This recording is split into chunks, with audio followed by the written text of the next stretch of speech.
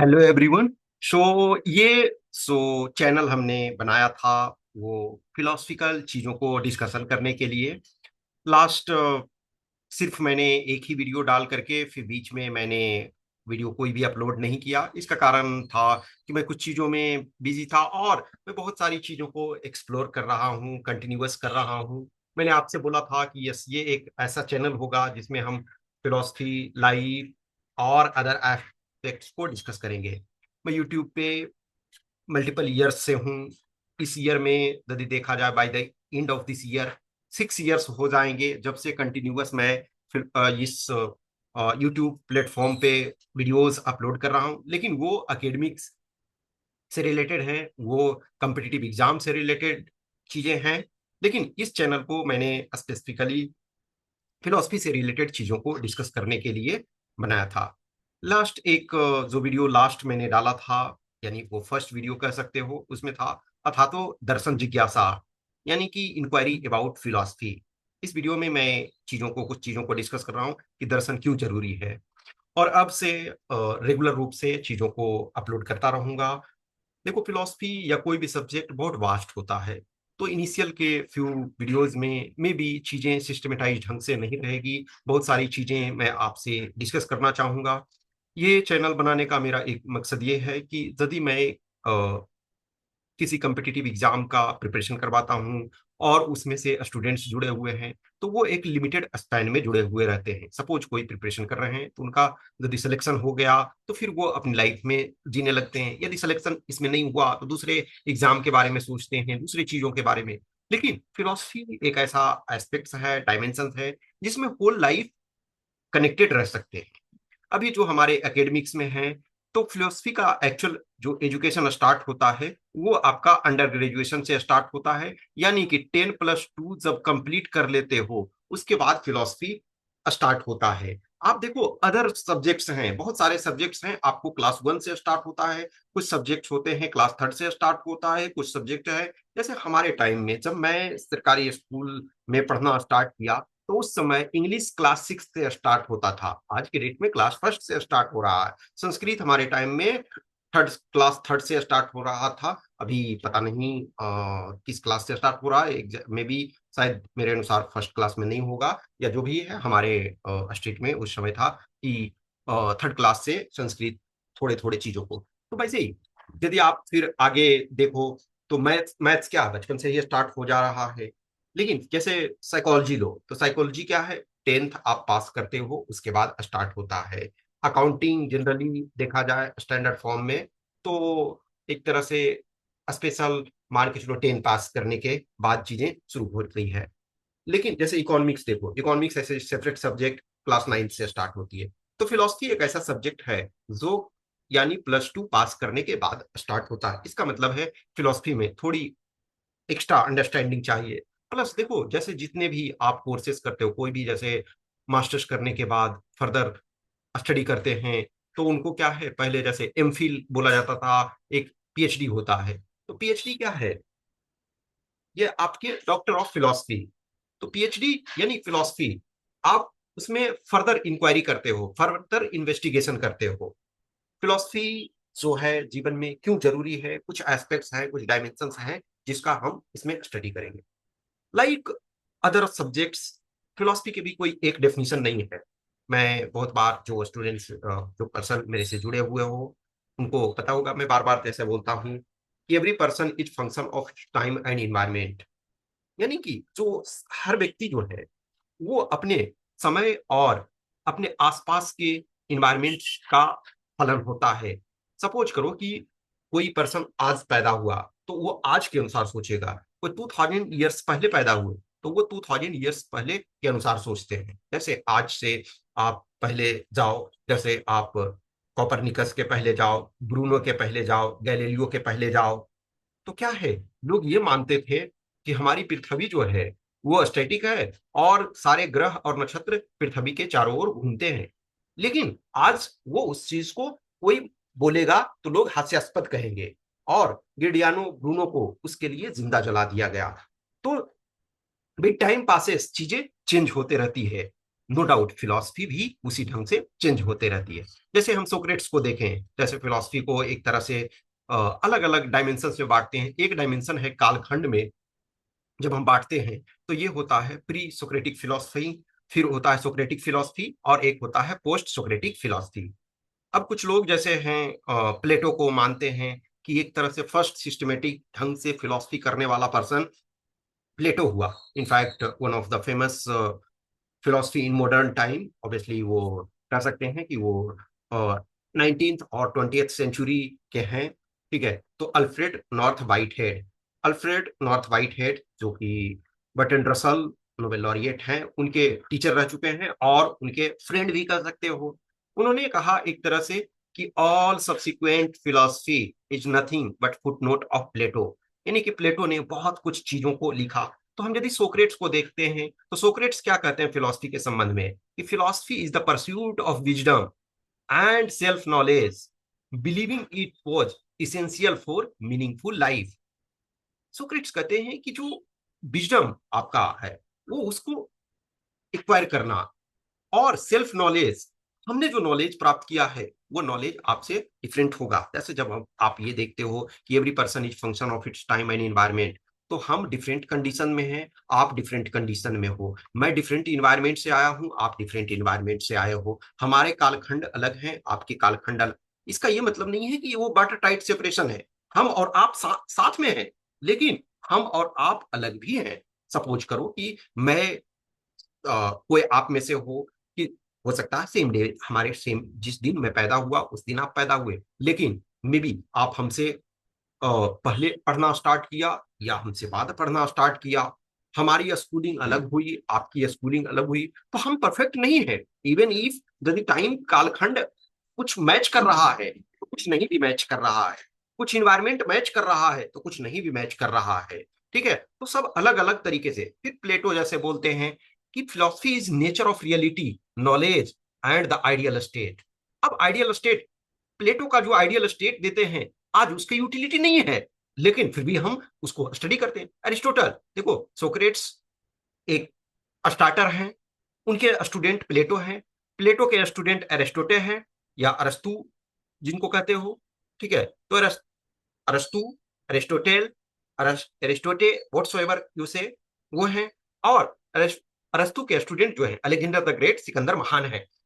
तो सो एरिस्टोटे कहते हैं कि philosophy is science of being and it's out to understand the fundamental principles और प्रॉपर्टीज गवर्निंग द यूनिवर्स। उसके बाद हीगल आते हैं। हीगल कहते हैं ही, मतलब ही सीइंग, जो कहते हैं ना कि हीगल क्या कहते हैं कि state is the march of God on earth. तो he saw philosophy as the thought of its own time, ठीक है, grasping the essence of its era. Karl Marx जो कहते हैं क्या है कि philosophy is a tool for interpreting the world in order to change it. Immanuel Kant वो कहते हैं कि philosophy is the science and criticism of cognition, focusing on the limit and possibility of human knowledge. Can't gives the concept of transcendental world. Russell, अभी हमने थोड़ी देर पहले बोला, Russell का नाम लिया था, वो कहते हैं it is area of speculation between science and theology, relying on human reason rather than authority. Sartre कहते हैं philosophy is not a closed state, static doctrine, और it is not a close state of thinking, it is rather living moment, it is a living movement. Sartre कहते हैं कि existence precedes essence, यानी हमारा अस्तित्व तो पहले है और फिर हम जो होना है वो बाद में होते हैं। तो फिलॉसफी टाइम के अनुसार बहुत सारे डेफिनेशंस होते रहते हैं, हर पर्सन अपने अनुसार सोचता है।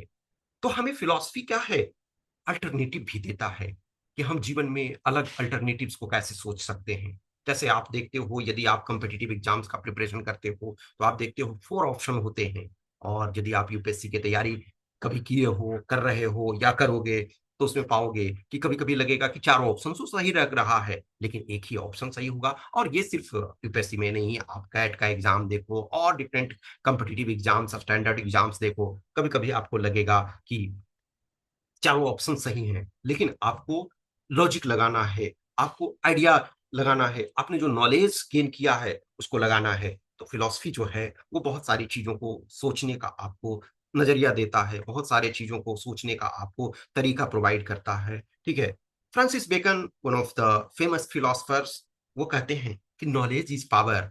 नॉलेज, वो कहते हैं कि नॉलेज सिर्फ विजडम के लिए नहीं लो। देखो, यदि आप सोक्रेट्स को देखो तो क्या कहते हैं, विजडम, आपको फिलॉसफी जो है विजडम देती है, और विजडम नॉलेज के लिए, सत्य के लिए फाइट करना है आपको। और सत्य के लिए सुकरात ने जो है वो जहर का प्याला पिया, हेमलॉक जो पॉइजन था उसको पिया। उनके शिष्य ने कहा कि आप चाहें तो यहां से चले जाएं, ये जरूरी नहीं है मरना। तो सुकरात ने कहा कि सत्य के लिए हमें अडिग रहने की जरूरत है। सत्य सिर्फ बोलने की चीज नहीं है, हमें उस पर अडिग रहने की। लेकिन वही फ्रांसिस बेकन देखो कहते हैं कि नॉलेज इज पावर। आप नॉलेज को पावर के लिए इस्तेमाल करना है, ये सिर्फ और सिर्फ for the sake of knowledge नहीं है। बहुत बार जैसे देखोगे कि सो मेनी पीपल हैं, फिलोसफी को कभी कभी सूडो साइंस भी कहा जाता है। इनिशियल में देखो तो बहुत सारे जो फिलोसफर्स हैं वो साइंटिस्ट भी हैं। आपने न्यूटन को एज ए पढ़ा है, न्यूटन के साथ आपने लेबनीज को पढ़ा। ठीक है, न्यूटन, लेबनीज। लेबनीज क्या है, एक बहुत बड़े फिलोसफर हैं। रेने डेकार्ट, अभी हमने थोड़ी देर पहले आपको ये, ठीक है, और बताया, बहुत सारे जो फिलोसफर के नेम बताया, उसमें से एक फेमस फिलोसफर है रेने डेकार्ट्स। रेने डेकार्ट्स, आप देखोगे कार्टेशियन मैथमेटिक्स, उन्होंने मैथमेटिक्स डेवलप किया। इमैनुअल कांट, उनको देखोगे आप ज्योग्राफी में उनको पढ़ा होगा। ठीक है। और बहुत सारे, थेल्स आपने पढ़ा होगा, थेल्स थ्योरम। थेल्स क्या है, वो एक फिलोसफर भी है। पाइथागोरस, आपने पाइथागोरस थ्योरम पढ़ा, वो भी क्या है, फिलोसफर है। तो आप देखोगे कि बहुत सारे जो फिलोसफर हुए हैं वो साइंटिस्ट भी हुए हैं। लेकिन कुछ ऐसे पर्सन हैं, जैसे हमारे टाइम में आप में से बहुत लोग उनके बारे में जानते हो, और बहुत लोगों ने, जब आपने पढ़ना स्टार्ट किया प्रॉपर तरीका से, तब वो आपके सामने जीवित थे, स्टीफन हॉकिंस। तो स्टीफन हॉकिंस ने कई बुक्स लिखे हैं, उसमें से एक बुक उनका जो है the grand design. The grand design में वो, उनके साथ एक और ऑथर भी है, लियोनार्ड म्लोडिनो।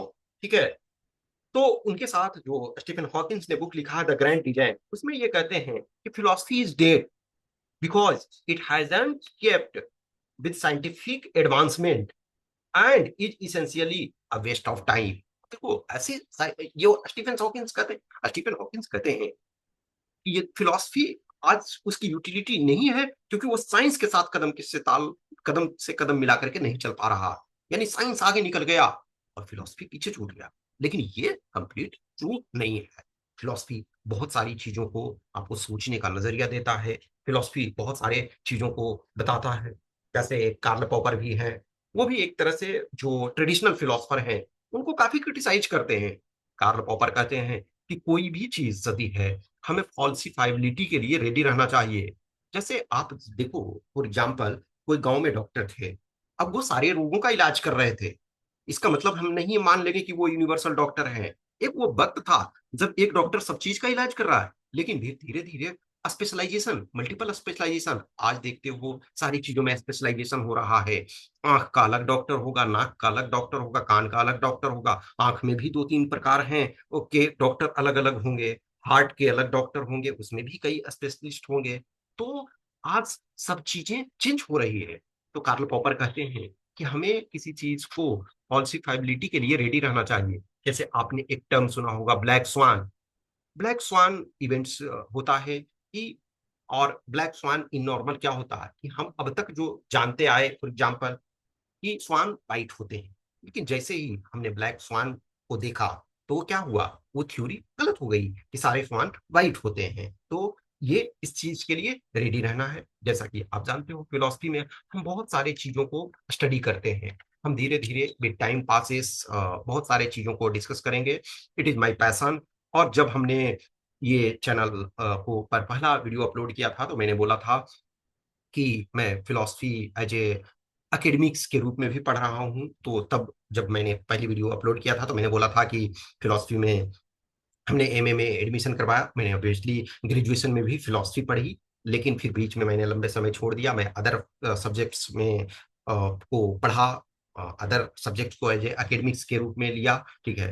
इकोनॉमिक्स को पढ़ा, सोशियोलॉजी को पढ़ा, पब्लिक एडमिनिस्ट्रेशन को पढ़ा, गांधी को पढ़ा, और बहुत सारी चीज़ों को पढ़ा। लेकिन फिर मुझे फिलॉसफी, तो अब ये है जो हमारे कोर्स एक्चुअली कंप्लीट हो चुके हैं, ठीक है ना।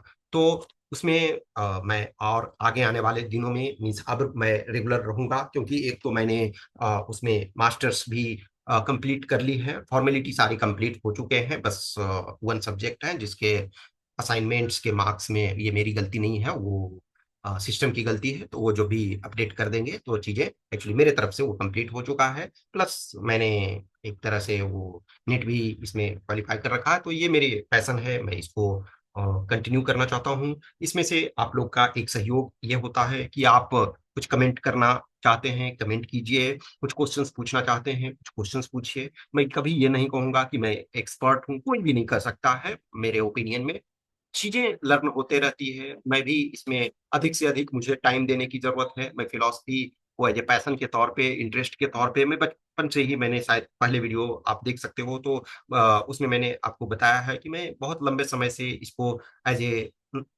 इंटरेस्ट के रूप में पढ़ता आ रहा हूँ। लेकिन कभी उस ढंग से मैंने नहीं सोचा कि मैं अपने नॉलेज को, फिलॉसफी के नॉलेज को एक लार्जर प्लेटफॉर्म पे शेयर करूं। लेकिन अब टाइम, वो जो कहते हैं ना कि लास्ट जो मैंने बोला था ना कि अथा तो दर्शन जिज्ञासा, कि अब एक तरह से उस चीज को करने की जिज्ञासा है, तो मैं ये करूंगा।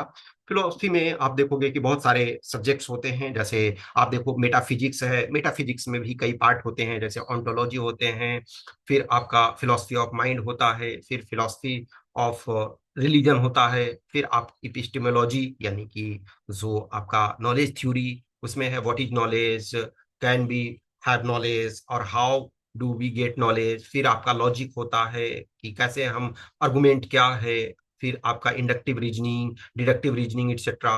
फिर आपका एक्सियोलॉजी आता है, उसमें इथिक्स है, एस्थेटिक्स है, फिर आपका पॉलिटिकल थ्योरी है।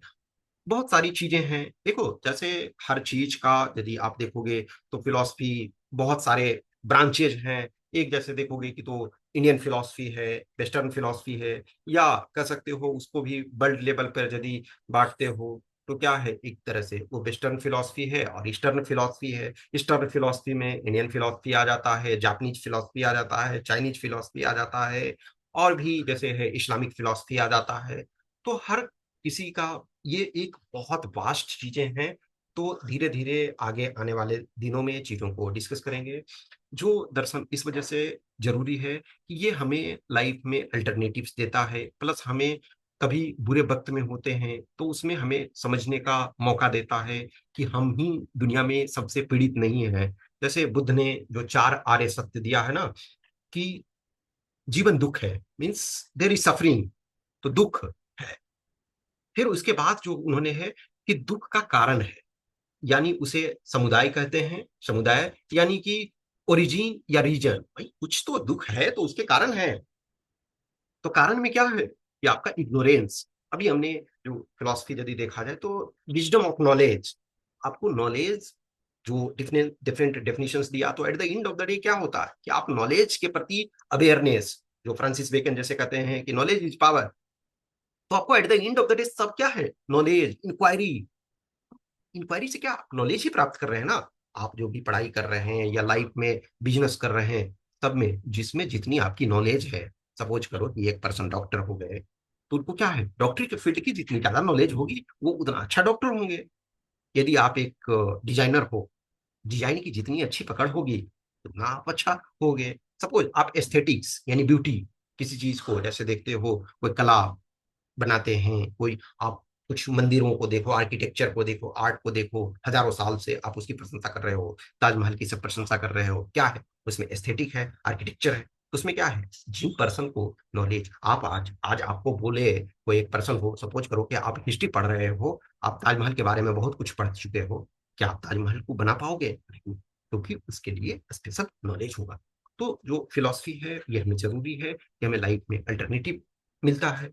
तो जैसे बुद्ध जो कहते हैं कि जीवन दुख है, यानी कि सफरिंग है, उसके बाद उन्होंने बोलते हैं कि दुख का कारण है, कारण क्या है, इग्नोरेंस है, तो नॉलेज हमें प्राप्त करना।